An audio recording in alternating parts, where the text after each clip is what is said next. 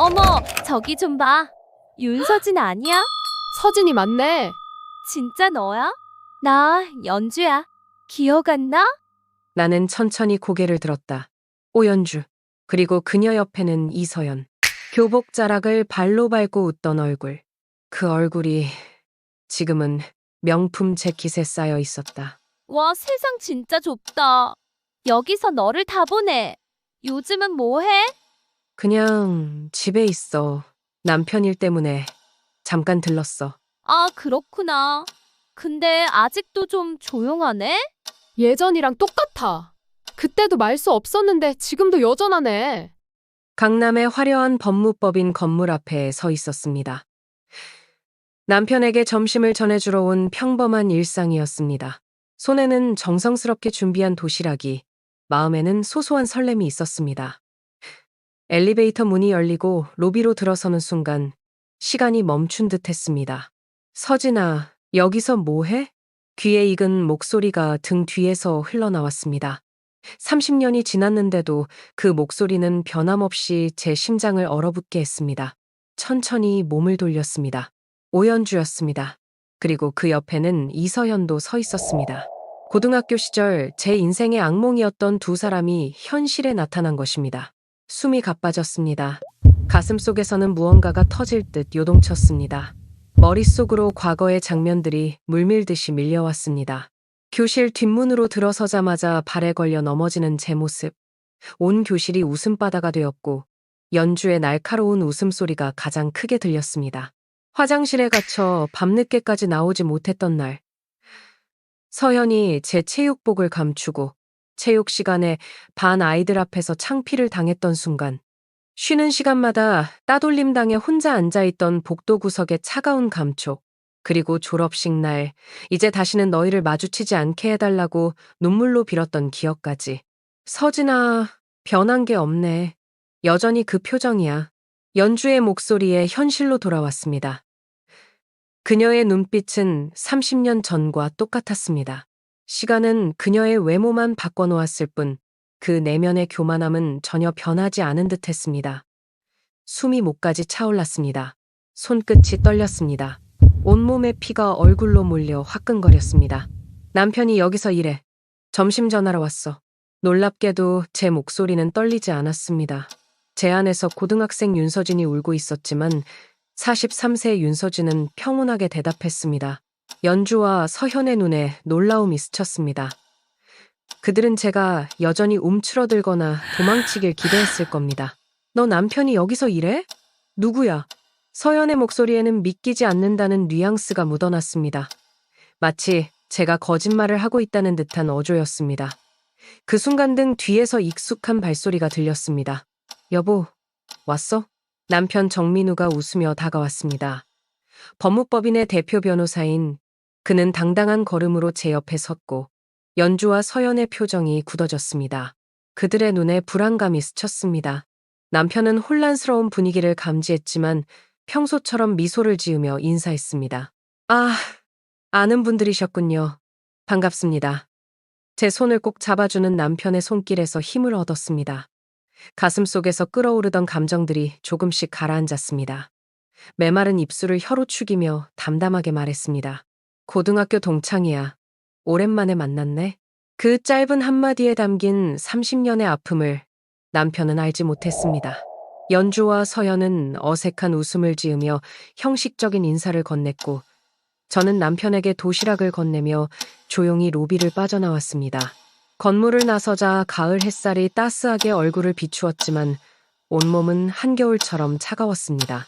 거리의 소음과 사람들의 움직임이 마치 다른 세계의 일처럼 멀게 느껴졌습니다. 횡단보도 앞에 서서 신호등이 바뀌기를 기다리는 동안 가슴 깊은 곳에서 오랫동안 억눌러왔던 무언가가 꿈틀거리는 것을 느꼈습니다. 그것은 두려움이 아니었습니다. 분노도 아니었습니다. 그것은 의지였습니다. 30년 동안 단 한 번도 느껴보지 못한 강한 의지가 제 안에서 천천히 깨어나고 있었습니다. 우편함에서 꺼낸 하얀 봉투를 손에 들고 한참을 서 있었습니다. 30주년 홍익 고등학교 동창회라는 금색 글씨가 햇빛에 반짝였습니다. 손끝이 미세하게 떨렸습니다. 봉투를 열고 초대장을 꺼내자 그 이름을 보는 순간 숨이 멎을 뻔했습니다. 동창회장 오연주, 총무 이서현. 일주일 전 법무법인에서의 만남은 우연이었을지 모르지만 이 초대장은 결코 우연이 아니었습니다. 그들은 알고 있었습니다. 제가 누구와 결혼했는지, 어떻게 살고 있는지, 그리고 이제 30년 만에 저를 다시 자신들의 세계로 끌어들이려 하고 있었습니다. 부엌 테이블에 앉아 초대장을 물끄러미 바라보았습니다. 창밖에서 들려오는 아이들의 웃음소리가 문득 제 청춘의 상실을 더욱 날카롭게 일깨웠습니다. 고등학교 시절 저는 단 한 번도 마음껏 웃지 못했습니다. 눈을 감자 그 시절의 기억이 선명하게 떠올랐습니다. 전학 온 첫날 수줍게 자기소개를 하던 제 모습. 처음에는 친절했던 연주와 서현, 그리고 제가 문예대회에서 상을 받은 후 갑자기 변한 그들의 태도. 점심시간에 홀로 식판을 들고 앉을 자리를 찾아 헤매던 날들. 사물함에서 쏟아져 나온 더러운 쓰레기들.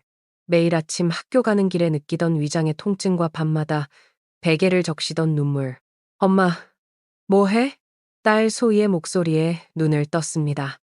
17살 딸의 얼굴은 그 나이대에 저와 닮아 있었습니다. 다만 소희의 눈에는 제가 가지지 못했던 자신감과 밝음이 깃들어 있었습니다. 그것이 얼마나 다행인지 모릅니다. 아니, 그냥 옛날 학교 친구들 모임 초대장이 왔네. 소희는 호기심 어린 눈으로 초대장을 들여다보았습니다. 와, 30주년이라니. 엄마 나이가 실감나네. 갈 거야? 단순한 질문이었지만 제 안에서는 복잡한 감정이 소용돌이쳤습니다. 가야 할까요? 다시 그 사람들을 만나 무슨 의미가 있을까요? 그런데 왜 가슴은 이렇게 두근거리는 걸까요? 아직 모르겠어. 딸은 무심하게 고개를 끄덕이고 자기 방으로 돌아갔습니다. 저는 다시 초대장을 바라보았습니다. 연주와 서연. 그들의 이름을 읽는 것만으로도 목이 마르고 손바닥에 식은땀이 배어났습니다. 30년이 지났는데도 그들은 여전히 제 안에서 공포의 대상이었습니다. 그날 밤 남편이 퇴근하고 돌아왔을 때 초대장을 보여주었습니다. 동창회? 좋은데. 가봐. 옛 친구들 만나면 재미있을 것 같은데. 남편은 제 과거를 몰랐습니다. 괴롭힘에 대해, 외로움에 대해, 그 시절의 상처에 대해 한 번도 말한 적이 없었습니다.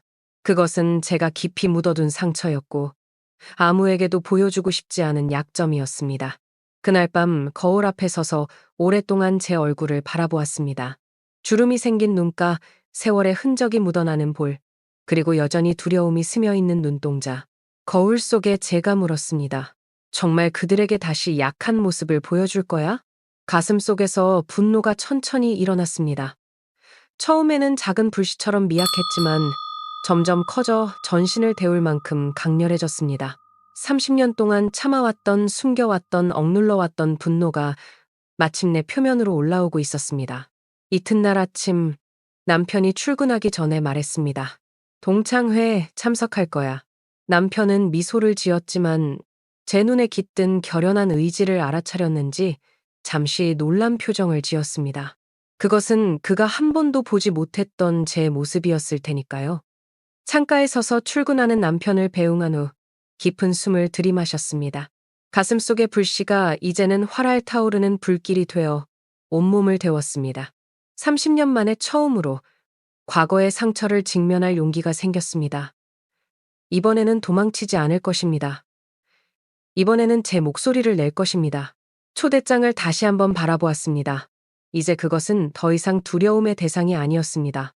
그것은 30년 만에 찾아온 기회였습니다. 과거의 상처를 치유할 기회, 그리고 마침내 제 인생의 주인공이 될 기회. 동창회 날짜는 정확히 한 달 후였습니다. 그때까지 저는 충분히 준비할 것입니다. 약한 고등학생 윤서진이 아닌 강한 어른 윤서진으로 그들 앞에 설 준비를 호텔 연회장 입구에 서서 심호흡을 했습니다. 거울에 비친 제 모습은 낯설게 느껴졌습니다. 평소보다 조금 더 신경 쓴 화장, 새로 산 원피스, 그리고 무엇보다 제 눈에 깃든 단단한 의지.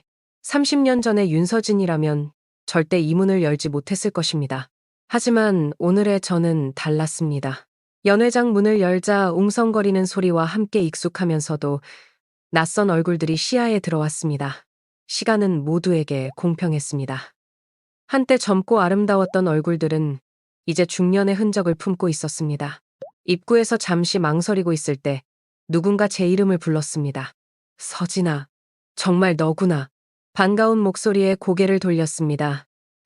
고등학교 시절 유일하게 말을 걸어주던 김미영이었습니다. 그녀의 얼굴에는 주름이 늘었지만 눈빛만큼은 여전히 따뜻했습니다. 그녀를 보는 순간 가슴이 뭉클해졌습니다. 미영아, 오랜만이야. 미영의 손을 잡자 따스한 온기가 전해졌습니다. 그녀는 여전히 다정했습니다. 미영과 함께 연회장 안으로 들어서자 몇몇 시선이 저를 향했습니다. 아마도 제가 올 거라고 예상하지 못했을 겁니다. 가장 의외였던 것은 제 자신이었으니까요. 와, 윤서진도 왔네. 익숙한 목소리에 고개를 돌렸습니다. 오연주였습니다. 화려한 드레스에 완벽한 메이크업을 한 그녀는 마치 이 자리의 주인공처럼 당당하게 서 있었습니다. 그 옆에는 여전히 그림자처럼 서연이 있었습니다. 그들의 눈에는 놀라움과 함께 미묘한 경멸이 스쳐 지나갔습니다. 30년 만에 동창회에 오다니 정말 용기 있네. 연주의 말에 담긴 비아냥거림이 귀에 밝혔습니다. 예전에 저였다면 고개를 숙이고 자리를 피했을 것입니다.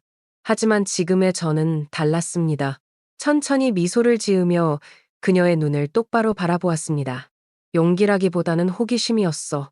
30년이 지나도 사람이 변하는지 궁금해서. 제 대답에 연주의 눈이 일순간 커졌습니다. 그녀는 제가 이렇게 대응할 거라고 예상하지 못했을 것입니다. 곧 그녀는 거만한 웃음을 지으며 말했습니다. 그래, 사람은 변하지. 너도 조금은 달라 보이네. 그나저나 남편이 정민우 변호사라며? 운이 좋았네. 그 말에 담긴 도끼가 공기 중에 번졌습니다. 마치 제 결혼이 실력이 아닌 운으로 이루어진 것처럼 말하는 그녀의 태도에 가슴속 분노가 끓어올랐습니다. 하지만 표정은 평온을 유지했습니다. 운이라기보다는 선택이지. 난 항상 사람을 보는 눈이 좋았으니까. 서연이 끼어들었습니다. 맞아. 서진이는 항상 조용히 관찰하는 타입이었지. 고등학교 때도 그랬잖아. 항상 혼자 구석에 앉아서. 그녀의 말에 주변 몇몇이 낮게 웃었습니다. 그것은 분명 제가 당했던 따돌림을 에둘러 말하는 것이었습니다. 가슴속에서 무언가가 끊어지는 느낌이 들었습니다. 참았던 숨을 내쉬며 또렷한 목소리로 말했습니다. 그게 장난이라고 생각해? 순간 주변이 조용해졌습니다. 제 목소리에 담긴 단호함에 모두가 놀란 듯했습니다. 연주와 서연의 얼굴에도 당혹감이 스쳤습니다. 내가 혼자 앉아있던 것, 체육복을 감춘 것, 사물함에 쓰레기를 넣은 것, 그게 전부 장난이었어? 아니면 의도적인 괴롭힘이었어? 제 말에 연회장 공기가 얼어붙었습니다. 누군가 숨막히는 침묵을 깨고 작게 속삭였습니다. 그랬었어? 연주의 얼굴이 굳었습니다. 그녀는 웃음으로 상황을 무마하려 했습니다. 아이 참, 그때는 다 어렸잖아. 지금 와서 그런 얘기를 하냐? 그래, 어렸지. 하지만 지금은 어른이잖아. 어른이라면 과거의 잘못을 인정할 수 있어야 하지 않을까? 제 목소리는 떨리지 않았습니다. 30년 동안 한 번도 내뱉지 못했던 말들이 이제는 쉽게 흘러나왔습니다. 연주의 표정이 점점 일그러졌습니다. 뭐? 갑자기 이게 무슨 소리야? 이런 자리에서. 그래, 이런 자리니까. 30년 만에 다시 만난 자리니까. 이제는 말할 수 있어. 너희가 얼마나 나를 아프게 했는지. 미영이 제 손을 꼭 잡아주었습니다. 그녀의 눈에는 응원의 메시지가 담겨 있었습니다. 주변의 시선은 이제 연주와 서연을 향했습니다. 그들의 얼굴이 붉게 달아올랐습니다. 서연이 상황을 모면하려 나섰습니다. 아니, 이제 와서 그런 옛날 일을 다들 잊고 즐겁게 지내자고 모인 자리인데 잊는다고 상처가 사라지니? 너희는 잊었을지 모르지만 나는 30년 동안 그 기억과 함께 살았어. 제 말에 연회장 여기저기서 작은 동조의 목소리가 들렸습니다. 아마도 저처럼 상처받았던 다른 친구들도 있었을 것입니다. 연주의 얼굴이 창백해졌습니다. 그녀는 더 이상 이 상황을 통제할 수 없다는 것을 깨달았습니다. 그래, 미안해. 그때는 정말 생각 없이 행동했어. 그녀의 사과는 진심으로 들리지 않았습니다. 하지만 그것은 중요하지 않았습니다. 중요한 것은 제가 마침내 제 목소리를 냈다는 것, 그리고 더 이상 그들에게 위축되지 않는다는 것이었습니다. 미안하다는 말로 끝낼 수 있다면 경찰도 필요 없겠네. 제 말에 연주와 서연의 표정이 굳어졌습니다. 그들은 더 이상 제게 대응할 말을 찾지 못했습니다. 미영이 분위기를 바꾸려는 듯 다른 이야기를 꺼냈고 사람들은 천천히 흩어져 다른 대화에 참여했습니다. 그날 밤 집으로 돌아오는 길, 가슴속에서 무거운 돌덩이 하나가 사라진 듯한 해방감을 느꼈습니다. 30년 만에 처음으로 제 목소리로 그들에게 말했습니다. 더 이상 도망치지 않았습니다. 더 이상 침묵하지 않았습니다. 차 안에서 제 눈에 눈물이 고였습니다. 그것은 슬픔의 눈물이 아니었습니다. 오랜 시간 동안 가두어두었던 감정이 마침내 해방되는 기쁨의 눈물이었습니다. 그리고 이것이 끝이 아니라는 것을 알았습니다. 이것은 시작에 불과했습니다. 정소희는 평소보다 늦게 귀가했다. 현관문을 열고 들어서는 그녀의 표정이 어두웠다. 윤서진은 부엌에서 저녁을 준비하며 딸의 모습을 발견했다. 소희야, 왔니? 오늘은 왜 이렇게 늦었어? 대답 대신 소희는 조용히 신발을 벗고 방으로 향했다. 그 모습에 서진의 가슴에 불길한 예감이 스쳤다. 딸의 방문을 노크하고 들어섰을 때 소희는 침대에 엎드려 있었다. 어깨가 미세하게 떨리고 있었다. 소희야, 무슨 일 있니? 침대 가장자리에 앉으며 서진이 딸의 등을 부드럽게 쓰다듬었다. 소희는 천천히 고개를 들었다. 그녀의 눈은 붉게 충혈되어 있었고 볼에는 마른 눈물 자국이 남아 있었다. 엄마, 소희의 목소리가 떨렸다. 그녀는 천천히 몸을 일으켜 앉았다. 자세히 보니 교복 소매에 뭔가 얼룩이 묻어 있었다. 이게 뭐니? 서진이 소매를 가리키자 소희의 표정이 더욱 어두워졌다. 그녀는 입술을 깨물며 대답했다. 아무것도 아니에요. 그냥 미술 시간에 물감이 묻었어요. 명백한 거짓말이었다. 서진은 딸의 손을 잡았다. 소희의 손이 차갑게 식어 있었다. 소희야, 무슨 일인지 엄마에게 말해줄래? 엄마가 도와줄게. 오랜 침묵 끝에 소희가 입을 열었다. 학교에 저를 괴롭히는 애들이 있어요. 서진의 심장이 얼어붙는 것 같았다. 귓가에서 피가 소리를 내며 흘렀다. 30년 전 자신이 겪었던 악몽이 이제 딸에게 반복되고 있다는 사실에 온몸에 전율이 일었다. 어떤 애들이니? 뭐라고 했어?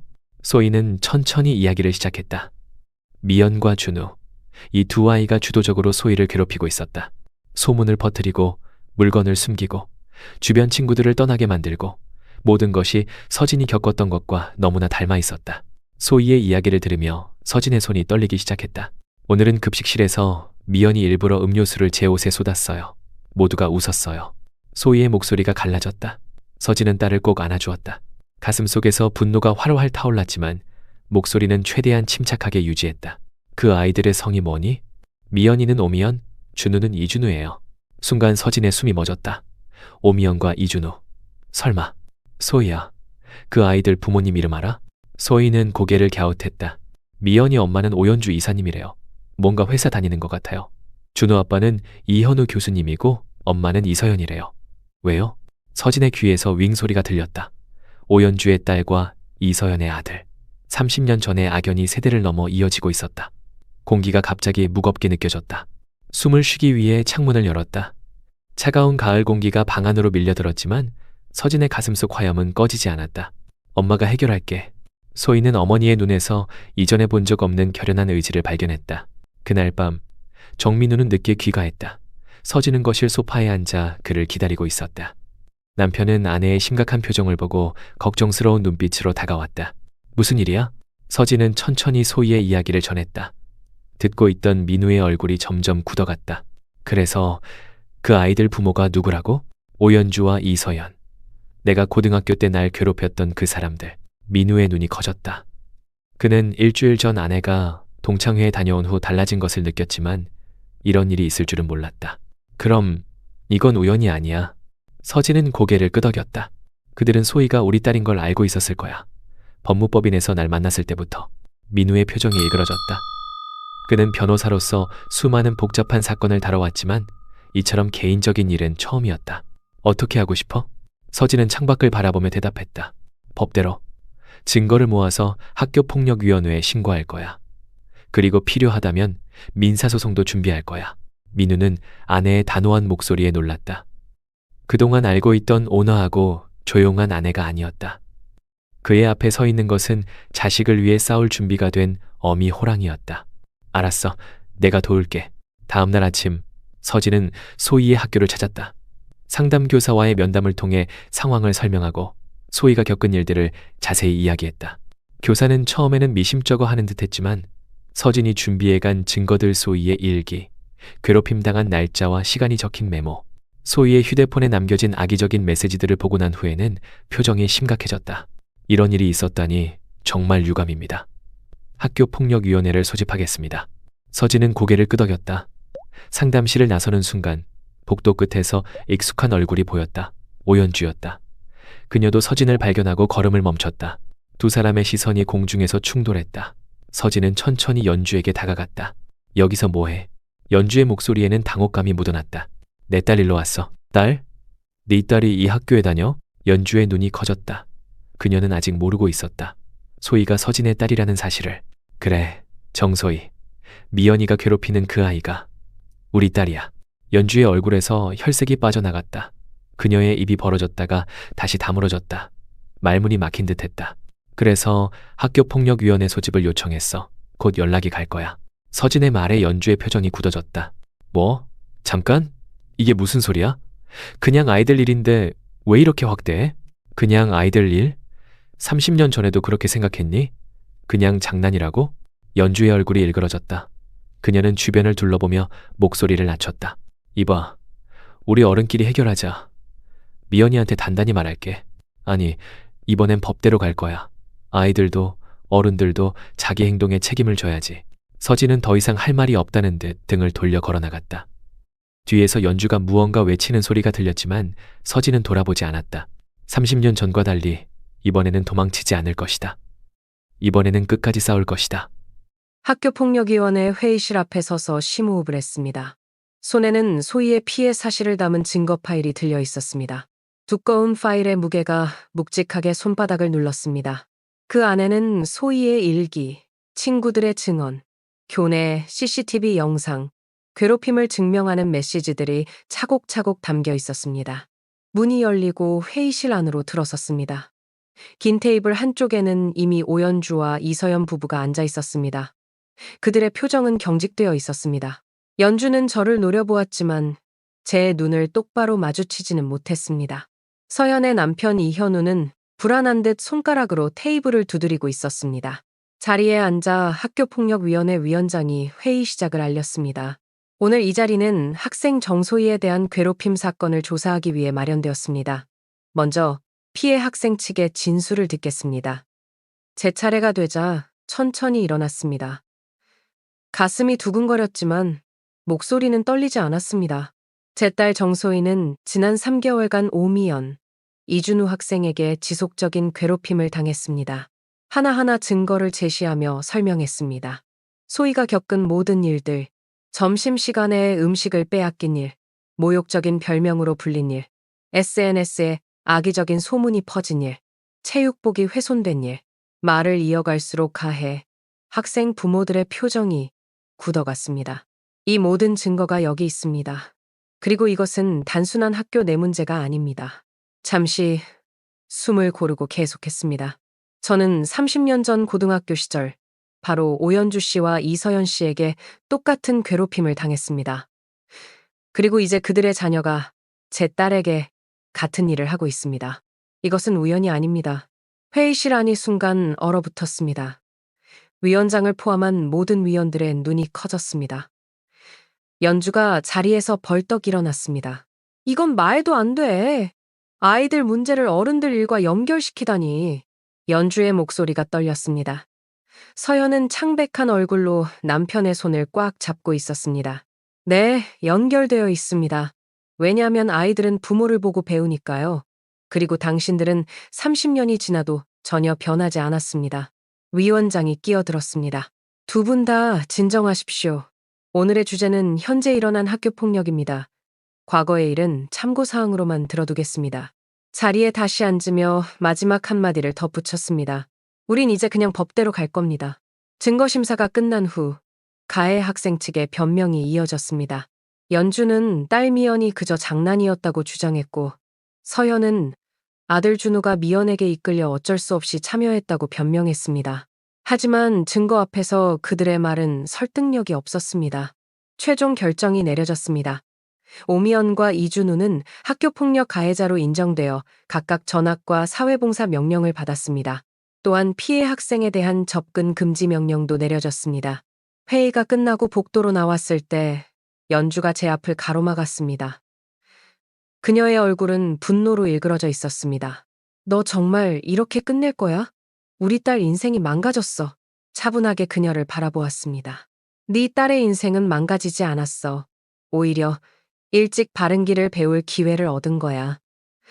하지만 네가 계속 그렇게 감싸준다면 정말로 망가질 수도 있겠지. 연주의 눈에 눈물이 고였습니다. 그것이 진심인지 연기인지는 알 수 없었습니다. 이게 복수야? 30년 전 일에 대한? 깊은 숨을 들이쉬고 대답했습니다. 복수가 아니야. 정의야. 내 딸이 나처럼 상처받는 걸 두고 볼 수 없었을 뿐이야. 돌아서려는데 연주가 제 팔을 잡았습니다. 끝났다고 생각하지 마. 우리도 민사소송을 제기할 거야. 네가 우리 아이들의 명예를 훼손했다고. 천천히 그녀의 손을 떼어내며 말했습니다. 좋아, 그렇게 하자. 법정에서 모든 증거를 다시 한번 공개적으로 심사받게 될 테니까. 연주의 얼굴이 창백해졌습니다.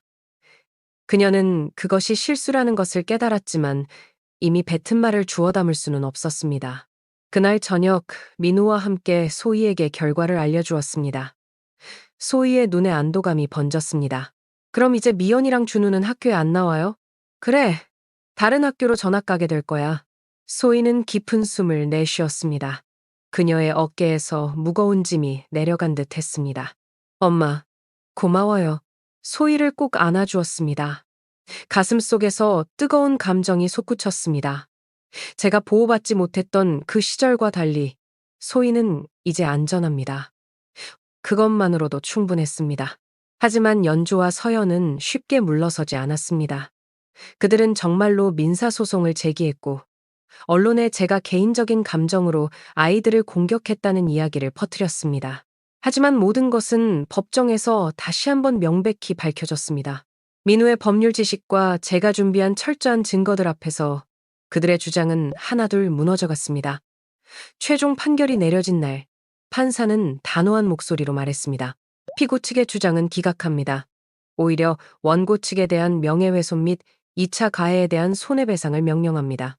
법정을 나서는 연주와 서연의 표정은 30년 전 제가 학교에서 홀로 걸어 나오던 그날의 제 표정과 비슷했을 것입니다. 패배감, 절망, 그리고 깊은 후회. 하지만 그들과 달리 저는 이제 혼자가 아니었습니다. 남편과 딸이 제 곁에 있었고 정의는 제 편이었습니다. 30년 만에 마침내 균형이 맞춰진 순간이었습니다.